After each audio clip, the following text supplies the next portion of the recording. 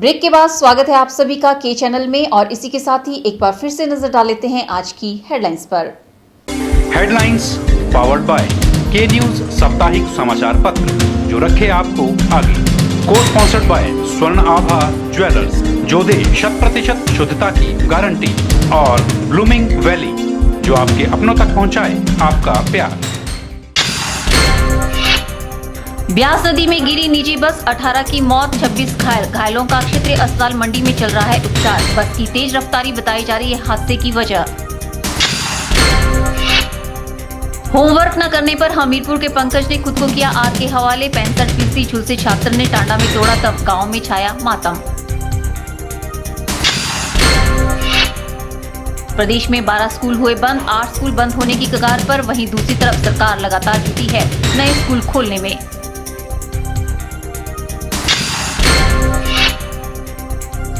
और चंबा के भारतीय स्टेट बैंक द्वारा बेरोजगार युवाओं को दिया जा रहा है प्रशिक्षण। प्रशिक्षुओं को कम ब्याज दरों पर दिया जा रहा है ऋण।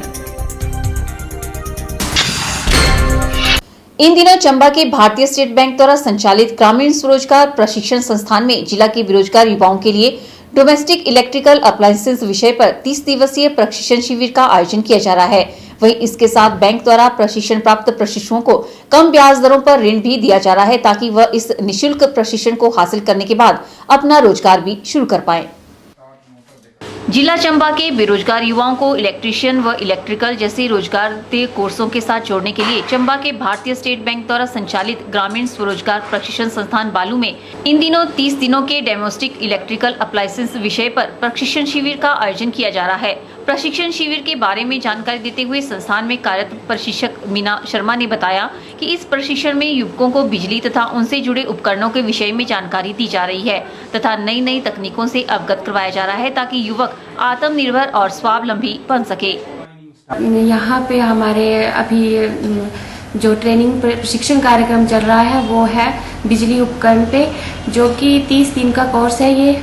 और इसमें से 20 बच्चे जो हैं वो ट्रेनिंग में भाग ले रहे हैं और जो 15 बच्चे जो है इसमें से बीपीएल फैमिली से हैं। और ये प्रशिक्षण जो है बिल्कुल ही निःशुल्क दिया जा रहा है। यहाँ पे खाने व रहने की व्यवस्था भी निःशुल्क की जा रही है। ये जो प्रशिक्षण कार्यक्रम है ये श्री बालक राम जी के द्वारा दिया जा रहा है। और यहाँ पे जो भी हमारे प्रशिक्षण के ले रहे युवक और युवतियाँ हैं इनको हम यहाँ से प्रशिक्षण देकर हमारा मेन मकसद ये है कि घर में जाके अपना कार्य जो है वो आरंभ करे। शिविर में जिला के गरीब वर्ग के लगभग 20 परीक्षणार्थी प्रशिक्षण प्राप्त कर रहे हैं। के चैनल के लिए चंबा से बॉबी सिंह की रिपोर्ट।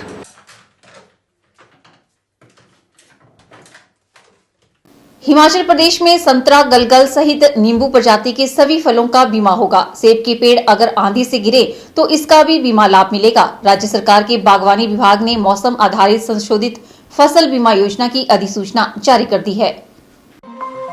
बागवानों को अब 11 की बजाय महज 5% प्रीमियम ही देना होगा। बाकी प्रीमियम हिमाचल और केंद्र सरकार संयुक्त रूप से देगी। यही नहीं, राज्य सरकार ने बीमा लाभ को भी बढ़ा दिया है। राज्य बागवानी विभाग के निदेशक डॉक्टर डीपी भंगारिया ने इसकी पुष्टि की है। राज्य सरकार ने रबी फसल 2016-17 के लिए पुनः निर्मित मौसम आधारित फसल बीमा योजना की अधिसूचना राज्य बागवानी विभाग को वेबसाइट पर अपलोड कर दी है। राज्य सरकार ने रबी फसल 2016-17 के लिए पुनः निर्मित मौसम आधारित फसल बीमा योजना की अधिसूचना राज्य बागवानी विभाग की वेबसाइट पर अपलोड कर दी है। अधिसूचना के मुताबिक रबी मौसम में इस योजना के दायरे में सेब, आम, नींबू प्रजाति के फल, पलम और आड़ू को लिया गया है। नींबू प्रजाति के फलों में अभी तक केवल किन्नू को ही बीमा कवर प्रावधान था। अब संतरा, गलगल और नींबू प्रजाति के अन्य फलों को भी इसके दायरे में लिया गया है। बीमा लाभ के लिए हिमाचल में वेदर स्टेशन भी बढ़ा दिए गए हैं। पीएम नरेंद्र मोदी ने मंडी दौरे के दौरान प्रधानमंत्री फसल बीमा योजना का लागू नहीं करने पर रोष जताया है। इसके बाद महकमा हरकत में आया। ICICI lower general insurance company को कांगड़ा, लाहौल स्पीति और ऊना जिले में बीमा कवर जिम्मेवारी दी गई है। एग्रीकल्चर इंश्योरेंस कंपनी को चंबा, हमीरपुर, कुल्लू और शिमला, जबकि इफ्को टोकिया जनरल इंश्योरेंस को बिलासपुर, किन्नौर, मंडी, सिरमौर और सोलन जिलों का दायित्व दिया गया है। ब्यूरो रिपोर्ट, के चैनल। वल्लभ कॉलेज में वल्लभ भाई पटेल की जयंती पर आयोजित किया गया साप्ताहिक कार्यक्रम शनिवार को संपन्न हो गया। समापन मौके पर कविता पाठ, डेक्लामेशन तथा देशभक्ति पर कार्यक्रमों का आयोजन किया गया। बता दें कि केंद्र सरकार के दिशा निर्देशानुसार कॉलेज में लौह पुरुष की जयंती पर साप्ताहिक कार्यक्रम का आयोजन किया गया था। सरदार वल्लभ भाई पटेल की जयंती के उपलक्ष्य पर वल्लभ भाई साप्ताहिक कार्यक्रम का आयोजन किया गया। शनिवार को कार्यक्रम का समापन किया गया। कॉलेज प्राचार्य अशोक अवस्थी ने अधिक जानकारी देते हुए बताया कि इस दौरान प्रतिदिन विभिन्न प्रतियोगिताओं का आयोजन भी कॉलेज परिसर में किया गया। उन्होंने बताया कि वल्लभ जयंती सप्ताह के दौरान निबंध लेखन, पोस्टर मेकिंग और स्लोगन प्रतियोगिता के साथ रन फॉर यूनिटी का आयोजन किया गया। उन्होंने बताया कि साप्ताहिक कार्यक्रम के अंतिम दिन कविता पाठ, डेक्लामेशन तथा देशभक्ति पर कार्यक्रम का आयोजन किया गया, जिसमें वल्लभ भाई पटेल द्वारा देश के लिए दी गई कुर्बानियों को दर्शाया गया। एक वीक मनाया जा रहा है सल्यूट टू वल्लभ भाई। उसी के तहत इस महाविद्यालय में पिछले 2-3 दिन से विभिन्न प्रकार की प्रतियोगिताएं करवाई जा रही है। जैसे परसों यहाँ पर पेंटिंग कंपटीशन करवाया गया, स्लोगन राइटिंग करवाई गई और कल जो था इस महाविद्यालय में बीएड स्टूडेंट के द्वारा एक रन फॉर यूनिटी एक इसका आयोजन किया गया।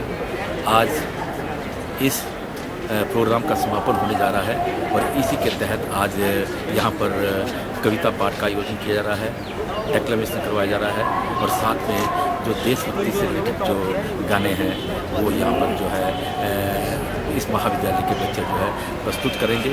और साथ ही आज यहाँ पर जो रहेगा बच्चों के लिए एक संदेश रहेगा और जो सरदार वल्लभ भाई पटेल जी का जो एक बहुत बड़े उस समय के पॉलिटिकल और सोशल लीडर रहे हैं उनके बारे में बताया जाएगा और स्वतंत्रता संग्राम में उनका क्या योगदान रहा है, ताकि उससे प्रेरणा लेते हुए कि इस महाविद्यालय के बच्चों में भी देशभक्ति की भावना जो है जागृत हो। यही आज हमारा इसका मेन ध्येय रहेगा। वहीं आयोजित किए गए कार्यक्रमों के माध्यम से विद्यार्थियों ने सरदार वल्लभ भाई पटेल की जीवन शैली पर प्रकाश डाला। बहुत सी रियासतें पाकिस्तान से मिलना चाहती थी, लेकिन इस साहसी वीर ने अपनी कुशाग्र बुद्धि से सब रियासतों को भारत में मिला दिया और एक अखंड भारत का निर्माण किया। भारत के एकीकरण में उनके महान योगदान के लिए उन्हें भारत के लौह पुरुष के रूप में जाना जाता है। देश के जिस मानचित्र को आज हम सभी देखते हैं उसे एक राष्ट्र की परिधि में लाने वाले सरदार पटेल ही थे। उन कठिन परिस्थितियों में पटेल के दृढ़ निश्चय ने ही भारत को एकता के सूत्र में बांधे रखा। बचपन से ही पटेल बहुत कड़ी मेहनत करते थे और बहुत परिश्रमी थे। खेती में ही बचपन से ही पटेल अपने पिता की सहायता करते थे और पेटलाद की एनके हाई स्कूल में पढ़ते थे। उन्होंने 1896 में अपनी हाई स्कूल की परीक्षा पास की। स्कूल के दिनों में वे बहुत होशियार थे, बहुत परिश्रमी थे। घर की आर्थिक स्थिति कमजोर होने के बावजूद उनके पिताजी ने उन्हें कॉलेज भेजने का निर्णय लिया। समापन मौके पर आयोजित किए गए कार्यक्रम में कॉलेज के स्टाफ ने अपनी उपस्थिति दर्ज करवाई।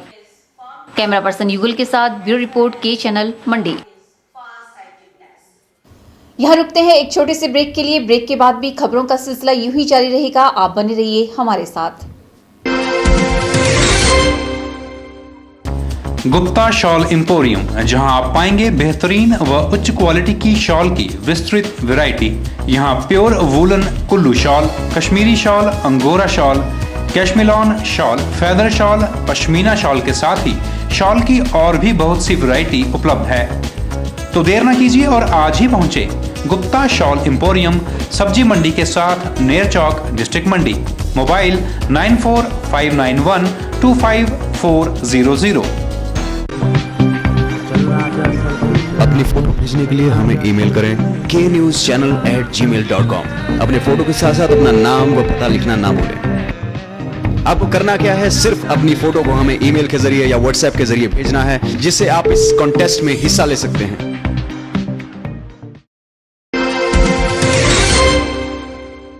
वल्लभ कॉलेज मंडी की एमए पॉलिटिकल साइंस की 4th सेमेस्टर की छात्राओं ने प्रथम स्थान लेकर गोल्ड मेडल हासिल किया है, जिसको लेकर कॉलेज प्राचार्य ने छात्राओं को शुभकामनाएं दी और अन्य विद्यार्थियों से भी इनसे प्रेरणा लेकर आगे बढ़ने का आह्वान किया। शनिवार को वल्लभ कॉलेज में एमए पॉलिटिकल साइंस की 4th सेमेस्टर की छात्राओं द्वारा एचपीयू यूनिवर्सिटी में प्रथम स्थान लेकर गोल्ड मेडल हासिल करने पर कॉलेज प्राचार्य ने छात्राओं को शुभकामनाएं दी। इस मौके पर कॉलेज प्राचार्य ने कहा कि यह वल्लभ कॉलेज के लिए गर्व की बात है। उन्होंने बताया कि कॉलेज की 3 छात्राओं का चयन एमफिल के लिए हुआ है। उन्होंने अन्य विद्यार्थियों से भी इनसे प्रेरणा लेकर आगे बढ़ने का आह्वान किया है। इस महाविद्यालय के लिए बहुत ही गौरव की और खुशी की बात है कि अभी हाल में जो MA 4th semester political science का जो रिजल्ट एचपी यूनिवर्सिटी के द्वारा घोषित किया गया है, फर्स्ट 2 पोजीशन जो है, जो गोल्ड मेडल जो मिला हुआ है, इसी महाविद्यालय की हमारी एक बेटी अर्चना कुमारी को मिला हुआ है। और सेकंड पोजीशन जो है एचपी यूनिवर्सिटी में, वो भी इसी महाविद्यालय की हमारी एक बेटी भारती देवी ने ये पोजीशन प्राप्त की है। और इसी के साथ जो एमए 2nd सेमेस्टर का जो पॉलिटिकल साइंस का रिजल्ट निकला, उसमें फर्स्ट 3 पोजीशन कुसुम, पूजा, जीवना, उन्होंने इस एचपी यूनिवर्सिटी में प्राप्त की। और इस महाविद्यालय के हमारे 3 बच्चे जो हैं, 3 स्टूडेंट्स जो हैं, वो एमफिल के लिए सिलेक्ट हुए हैं। ये इस महाविद्यालय के लिए बहुत ही खुशी की बात है। मैं समस्त महाविद्यालय परिवार की तरफ से इन बच्चों को और इनके अभिभावकों को मैं बहुत बहुत बधाई देता हूँ। वहीं गोल्ड मेडल हासिल करने पर छात्राओं ने अपनी सफलता का श्रेय अपने अध्यापकों को दिया है। इनका कहना है कि आज वह उनके मार्गदर्शन की बदौलत ही ये मुकाम हासिल कर पाई है। एमए में टॉप किया है और इसके लिए मैं बहुत ही ज़्यादा खुश हूँ। स्पेशली अपने प्रिंसिपल सर, सभी स्टाफ का जिन्होंने हमारा मार्गदर्शन किया, उनका धन्यवाद करना चाहूँगी, जिनके कारण आज मुझे इतनी बड़ी सफलता मिली। और स्पेशली पॉलिटिकल साइंस के सर, सभी सर जिन्होंने पढ़ाया, और प्रोफेसर रतन वर्मा सर जिनकी वजह से आज इतना बड़ा मौका मिला, मुझे इतनी बड़ी सफलता मिली। मैं सर का धन्यवाद करना चाहूँगी। ये सब प्रोफेसर रतन वर्मा सर के कारण हुआ, इनके कारण, इन्होंने इतने अच्छे से पढ़ाया, इनके मार्गदर्शन के कारण धन्यवाद। I want to become a good teacher, and just because of I am here at the stage because of my teacher and my parents. I want to thank all of them, Ratan sir and दाइक्राम sir, दोनों की वजह से, Baldev sir, तीनों की वजह से मैं आज यहाँ पे हूँ। और मैं चाहती हूँ कि मैं इनकी तरह एक अच्छी टीचर बनूँ। छात्राओं का कहना है कि वे भी अपने अध्यापकों की तरह शिक्षक बनकर बच्चों को अच्छी शिक्षा देने का प्रयास करेंगी। कैमरा पर्सन युगल के साथ ब्यूरो रिपोर्ट, के चैनल, मंडी।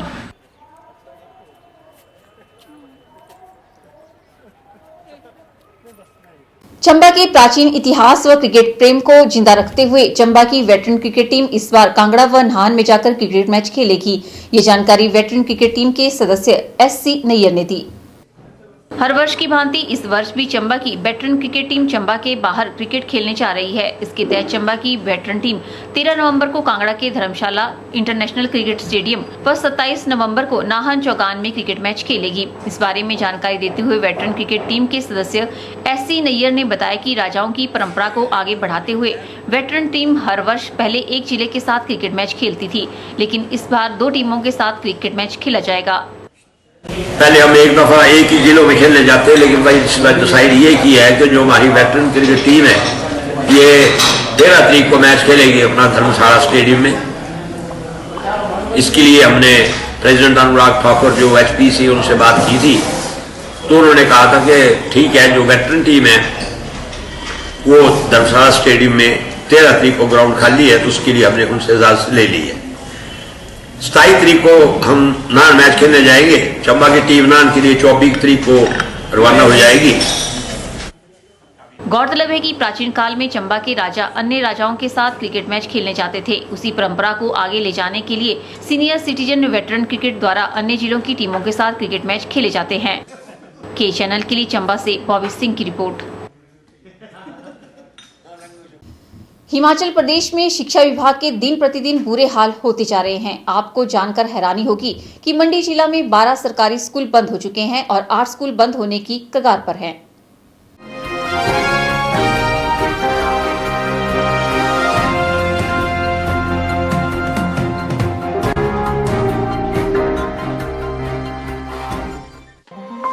सड़क, शिक्षा और स्वास्थ्य राज्य सरकार की प्राथमिकताओं में शामिल है। बात अगर शिक्षा की करें तो शिक्षा विभाग दिनों दिन अपनी बदहाली की तरफ बढ़ता हुआ नजर आ रहा है। कहीं अध्यापकों की कमी के कारण स्कूल बंद हो रहे हैं तो कहीं अभिभावकों की सरकारी स्कूलों के प्रति बेरुखी देखने को मिल रही है। एक तरफ जहां सरकार लगातार नए स्कूलों को खोलने और अपग्रेड करने में लगी हुई है, वहीं दूसरी तरफ छात्रों की कमी के कारण स्कूल बंद करने पड़ रहे हैं। बीते 2 वर्षों में मंडी जिला में 1-2 नहीं बल्कि 12 स्कूलों पर ताला लटक चुका है। इन स्कूलों में अभिभावकों ने अपने बच्चों का दाखिला नहीं करवाया, इसके कारण अब मजबूरन शिक्षा विभाग को इन स्कूलों को बंद करना पड़ा है।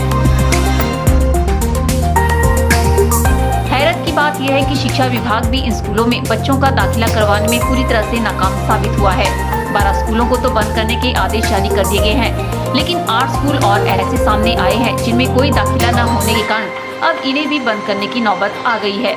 जो स्कूल बंद हुए हैं उनमें middle school Basahi, primary school Bandra, Ropri, Baksan, Bather, Suhi, Burhan, Pater, Langa, Basahi और चेरा कैरन का नाम शामिल है। इन सभी स्कूलों में बीते 2 वर्षों के दौरान किसी बच्चे ने दाखिला नहीं लिया है, जिस कारण अब शिक्षा विभाग को इन स्कूलों को बंद करना पड़ा है। इसके अलावा जिला के 5 प्राइमरी और 3 मिडिल स्कूल भी बंद होने की कगार पर हैं। इनमें मिडिल स्कूल बुरहान, महरोटी और घरवासड़ा शामिल है, जबकि प्राइमरी स्कूल बगरैन, बरान, खड़ू और मलारी पर भी जल्द ही ताला लटकने वाला है। इन स्कूलों में भी कोई दाखिला नहीं हो सका है। प्रारंभिक शिक्षा उप निदेशक के.डी. शर्मा के अनुसार 12 स्कूलों को बंद करने के आदेश मिल चुके हैं, जबकि बाकी स्कूलों की जीरो एनरोलमेंट की रिपोर्ट शिक्षा निदेशालय को भेजी जा चुकी है। अब इनकी तालाबंदी के आदेशों का इंतजार हो रहा है। मंडी जिला में 2014-15 में 3 स्कूल डीनोटिफाई हुए, 15-16 में 7 स्कूल डीनोटिफाई हुए हैं और 16-17 में 1 स्कूल डीनोटिफाई हुआ है। इन 11 स्कूलों को तो डीनोटिफाई कर दिया गया है, अब वहाँ पर क्लासें नहीं चल सकती हैं। और इस साल हमारे पास 14-15 के 2 स्कूल हैं जो जीरो एनरोलमेंट के हैं और 16-17 में हमारे पास 6 स्कूल जो हैं वो जीरो एनरोलमेंट के हो गए हैं। तो 2 साल तक ये देखा जाएगा कि इन स्कूलों में एनरोलमेंट अगर आती है, नहीं तो उसके बाद इनका केस शिक्षा निदेशालय भेजा जाता है, वहाँ पर सरकार इसके बाद इनको डीनोटिफाई कर देती है। शिक्षा विभाग सीएम वीरभद्र सिंह के पास ही है। जब कभी सीएम साहब फील्ड टूर पर होते हैं तो उस तरह नए स्कूलों को खोलने या फिर स्कूलों को अपग्रेड करने की घोषणा करना नहीं बोलते। जानकारों का मानना है कि प्रदेश में प्राथमिक शिक्षा की जरूरत से ज्यादा स्कूल खोले जा रहे हैं और उनमें सुविधाएं जुटाने की तरफ कोई ध्यान नहीं दिया जा रहा है। वहीं दूसरी तरफ प्राइवेट स्कूलों को खोलने का सिलसिला भी बदस्तूर जारी है, जिसके चलते अभिभावक अपने बच्चों को सरकारी के बजाय प्राइवेट स्कूलों में ही भेजना पसंद कर रहे हैं। सोच संस्था के अध्यक्ष राजा सिंह मल्होत्रा की माने तो सरकार सिर्फ स्कूल खोलने में ही जुटी है, जबकि पहले से खुले स्कूलों का सही ढंग से संचालन नहीं हो रहा है। यही कारण है कि सरकार की कार्यप्रणाली पर सवालिया निशान लग रहा है। सबसे पहले तो गवर्नमेंट को ये देखना पड़ेगा कहाँ पे जरूरत है स्कूल्स की, कहाँ पे नहीं है। तो मेरा तो ये मानना है कि पहले तो अगर इसकी ज़रूरत है तो ही स्कूल वहाँ पे खोलें, अदरवाइज जो स्कूल पहले से खुले हैं उनमें फैसिलिटीज़ प्रोवाइड कराई जाएं ताकि बच्चे प्राइवेट स्कूल्स में ना जाके गवर्नमेंट स्कूल्स में ही रहें। आप देख सकते हैं ज़्यादा से ज़्यादा बच्चों की आजकल जो कि एनरोलमेंट है वो प्राइवेट स्कूल्स में जा रही है। उसकी वजह सिर्फ ये है कि फैसिलिटीज़ का अभाव है, टीचर्स का अभाव है। तो गवर्नमेंट को इस पर ध्यान देना चाहिए और थोड़ा सा उसको ऐसे अट्रैक्टिव प्रोग्राम्स चलाने चाहिए जिससे कि जो कि बच्चे हैं वो इनकी तरफ अट्रैक्ट हों, गवर्नमेंट की तरफ अट्रैक्ट हों, गवर्नमेंट स्कूल्स की तरफ अट्रैक्ट हों। इसे प्रदेश के शिक्षा विभाग की विडंबना ही कहा जाएगा कि यहाँ पर शिक्षा का स्तर सिर्फ कागजों में ही आगे बढ़ रहा है, जबकि हकीकत के आईने पर पड़ रही धूल को साफ करके सच का आईना देखने से कन्नी काटी जा रही है। ये सरकार की प्राथमिकता का कड़वा सच है, जिसमें यदि समय रहते मिठास नहीं खोली गई तो फिर कड़वाहट और ज्यादा बढ़ती जाएगी। ब्यूरो रिपोर्ट, के चैनल, मंडी। आज के बुलेटिन में फिलहाल इतना ही। सपना ठाकुर को दीजिए इजाजत। नमस्कार।